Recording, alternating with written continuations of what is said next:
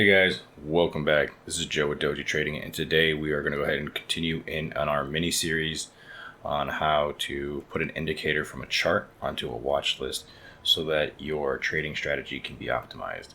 So I know a lot of people are looking forward to this, and I feel like this is going to require some time to kind of go over.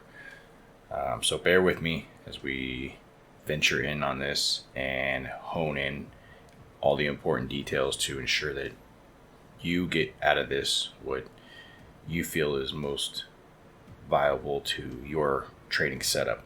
So some of the things that we're going to go ahead and go over today is pretty much how to get the MACD to trigger and show us a visual cue on our watch list when it either takes on a cross, something like this, when it crosses, above the zero line, or when it crosses below the zero line. And to give you a little example of what that looks like, here is the watch list that I currently use and how we are going to be able to visualize that in the end.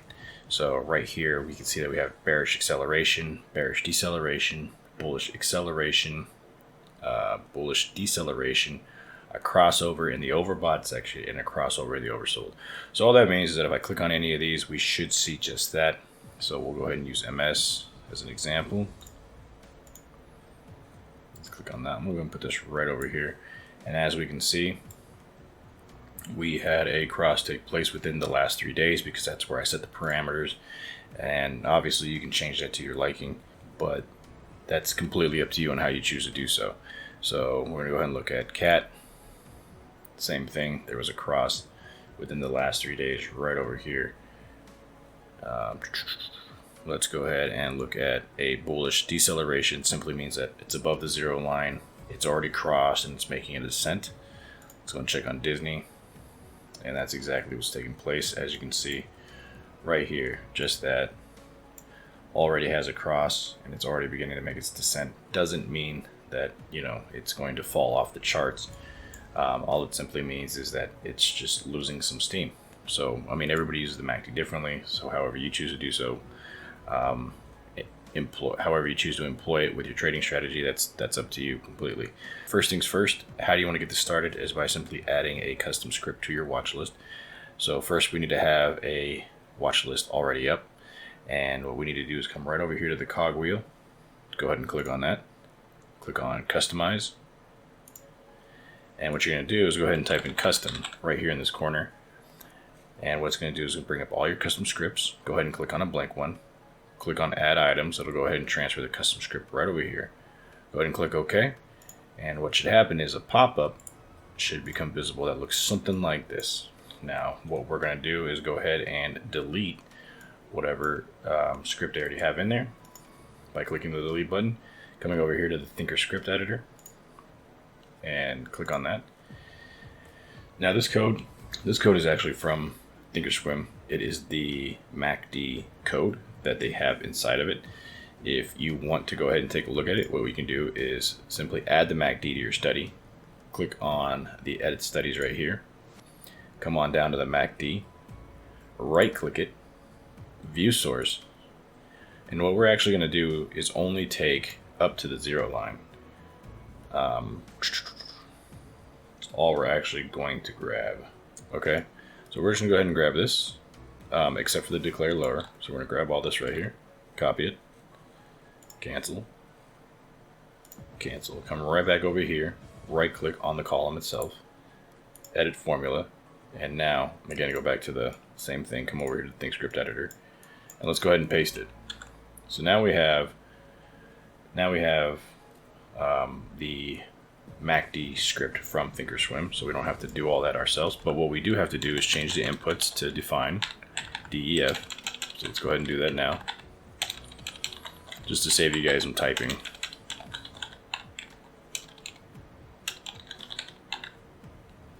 All right, plot value.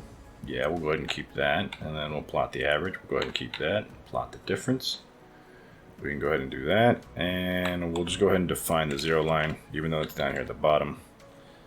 I want to keep everything kind of in the same area, so I'll go ahead and change that. All right. So now we have the general script for the MACD, and what we're going to go ahead and do is write the conditions and parameters that will help visualize the triggers on our watch list. So what we're going to go ahead and do first is go ahead and add a label. And do we always want it to show? Yes. And what we're going to go ahead and do is go over the conditions. So basically, the value is the blue line that you see here. Is the blue line that you see here on the MACD, and this tanner line or the lighter line is the average itself. So we'll use those two conditions, and obviously the 0 line is the purple line. So we'll use that to kind of determine how we're going to view this. So first thing we're going to do is if value, we're going to look for the overbought conditions. If the value is greater than or equal to the 0 line, and we need the average, which is the lighter line, to be greater than or equal to the 0 line, and value crosses below the average within 3 bars, then we want cross overbought.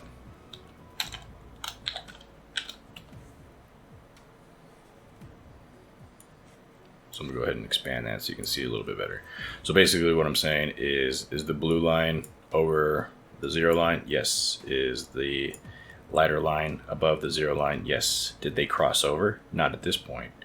But if they did cross over within 3 days, I want a signal to go ahead and say, that it crossed over and, that it's overbought. That's the way I want to look at it. You can obviously set it up for however you like, but that's just the method that I'm going to go ahead and use.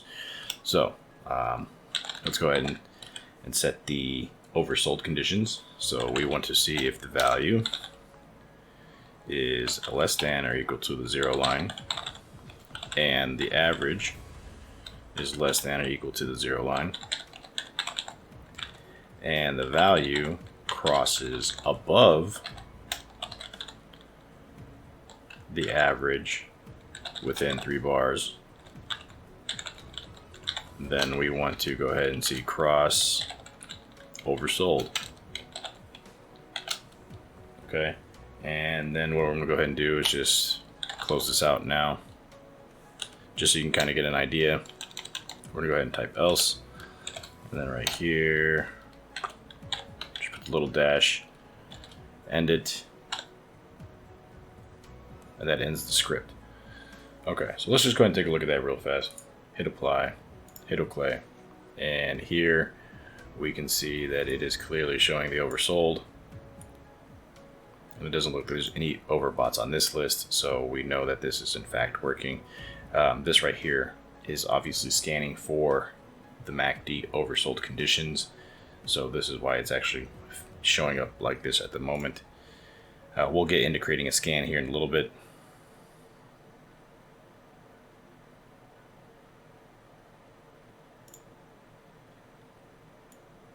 So crosses overbought. So we know that it's working. I just went ahead and loaded it up by Direction watch list just for the sake of testing. So that's done. We know it's working. Let's go ahead and continue on. Let's go ahead and start adding in these other conditions so that we can kind of see everything at the same time. So go ahead and click on the column, click on the edit formula. And what we're going to do is go ahead and say, we're actually just going to go ahead and keep this else. And then we're going to go ahead and else if. And now we're going to go ahead and write the next condition. If the value is greater than or equal to 0 line, and average is greater than or equal to 0 line, and value is greater than average, then we want bullish acceleration. Okay, so all this is pretty much saying is the blue line above the 0 line? Yes, which it is right here. And is the lighter line above? It is. And basically it's just showing momentum or upward trend. So we can just see some bullish acceleration there, and simply put as is. Now you can obviously add this if you want. You can take it away. That's up to you. I'm giving you the keys to help your trading style. So we'll go over all of them just so that it's fully covered in this video. All right, so now let's go ahead and add the next one. Value we want to see if it's above the 0 line. We always got to test that out. And the average is above the 0 line. And the value is less than the average. Then we want bullish deceleration. Okay, so that's how we're going to do that. All that one's basically saying is, are they both above? And are they both above the 0 line? And do we see, you know, a visible downward trend? Or basically the blue line is beneath the lighter line.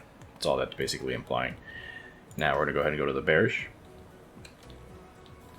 Else if. Now we want to make sure the value is less than or equal to the 0 line. And the average is less than or equal to the 0 line. Okay. And the value is less than the average. Then we want to see the bearish acceleration. Okay. All this one's basically implying is beneath the 0 line right here. Blue line is beneath the average line or lighter line, just letting us know that there's some momentum in the downward trend. I mean, obviously we still have descent from, you know, earlier. It's just a confirmation that it's continuing. And I really shouldn't say it's a confirmation. It's just acknowledging that we're still trending in that direction, because obviously a trend can change at any time. Okay, so let's go ahead and continue on. So that's the bearish acceleration. We'll go ahead and say else if value is less than or equal to the 0 line and average is less than or equal to the 0 line and value is greater than average, then we want bearish deceleration. Okay, and then after that, it's pretty much the rest of the code is already written, and all that means is we have the incline from the bearish side, you know, basically making its way back to the 0 line. So this can be interpreted however you want. So I'm not going to go into that kind of explanation because everybody's going to view this differently. So we pretty much set up all the patterns possible for the MACD, and now they're all visibly available to you on your watch list. So let's go ahead and click apply and OK. And that's exactly what transpired. We have just that. So on our test side, we can clearly see that everything's lining up and we are getting exactly what we're looking for.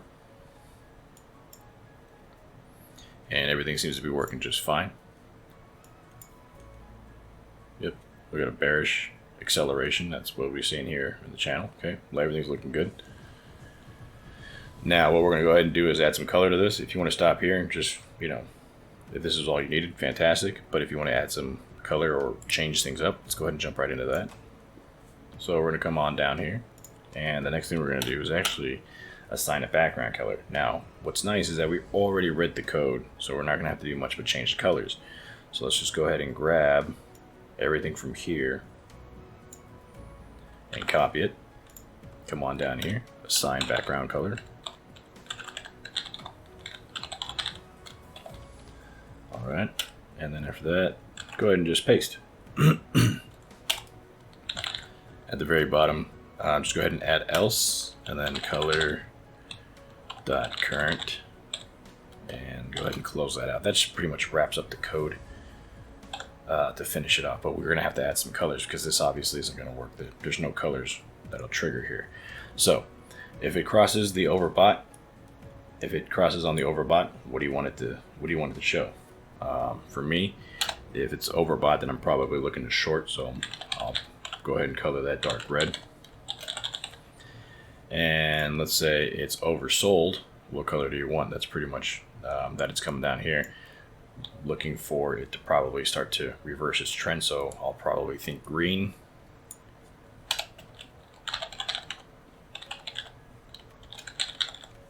Okay, now for the bullish acceleration, again, these colors you can make whatever you want. If you choose to use them, you don't have to. But these are the colors that I came up with. They are just RGB colors that you can get from the website, or any HTML generator. So what I'm going to do is create color 78, 189, and 118. That goes ahead and creates that color for me. And we're going to go ahead and do the same for the rest of these. If you want to go ahead and follow along, or at this point in time you want to stop the video and get your own RGB colors, go ahead and do so. All right, now we're going to go ahead and go into the Bearish Acceleration. And I want 243, 117, and 77. Let's close that out. And then let's come on down here to the Bearish Descent. Let's go ahead and add 194, 70, and 30. All right. So there we have it. So the code's all done. Everything looks good. Let's go ahead and hit apply. If you want to go ahead and change it, the name of the script, go ahead and do so right up here. Click OK, and voila. Now you have a working indicator that can be applied to your watch list that reflects the MACD's current position. This to me is extremely useful because I like to see trends. So I mean, I know you took a look at my watch list earlier. This is my real watch list that I actually use, and this, you know, will in fact tell me if I'm looking at what's kind of taking place at that time. So if I'm looking at Microsoft, I can see that it's in a bullish acceleration. It's going good. You know, there might be some momentum there. I also use all kinds of other informative indicators as well, just because the more that kind of stack on top of each other, the better. But that's just my personal trading style. If you're curious about any of these, please let me know. We can go over them. You know, this is the standard deviation. This is a true range, average true range. This one is the stochastics, cross full, all kinds of different things. And if you've stayed with us during the mini series, you've probably already seen the stochastics and the RSI. So, you know, adding those all in here, they're just additional references to have. This is the Bollinger Bands. But anyways, we're not into that. Again, we're going right back. I'm sidetracking. So let's go ahead and jump right back into here. And now let's continue on with one of the things I find that most people find most value in, and that's the scan option. So if you want to scan for all the overbought or oversold, you'll be able to do just that with the MACD overbought or oversold scans. So I can grab the code from the test. So what we're going to do is go ahead and right click this, click on edit formula. And what we're going to go ahead and grab is everything from the top.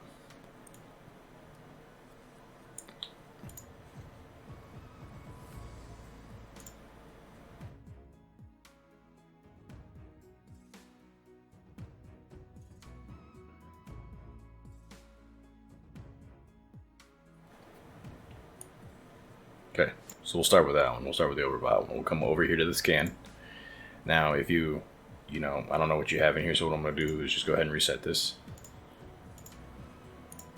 All right, and we're just going to go ahead and keep the volume one. The other two we can go ahead and delete. And the volume, just go ahead and throw in some zeros in here. I like to keep it at 1 million. I don't know if that is. I just pretty much toss it in there. We'll take a look at it in just a second. Let's see. All right, so that happened to be 1 million. Come over here to add filter, click on it, click on study, and then let's go ahead and come down to custom, and same concept, we're going to go ahead and delete because we don't need this code. Think script editor, and go ahead and paste what we just copied from our actual script itself. So now we pretty much have everything right on over here, but what we want to do is change over a few other things. So all the plots we're going to go ahead and change over to define, so let's go ahead and do that now. Okay, perfect. Okay, so right here what we're going to go ahead and do is check the conditions for the overbought.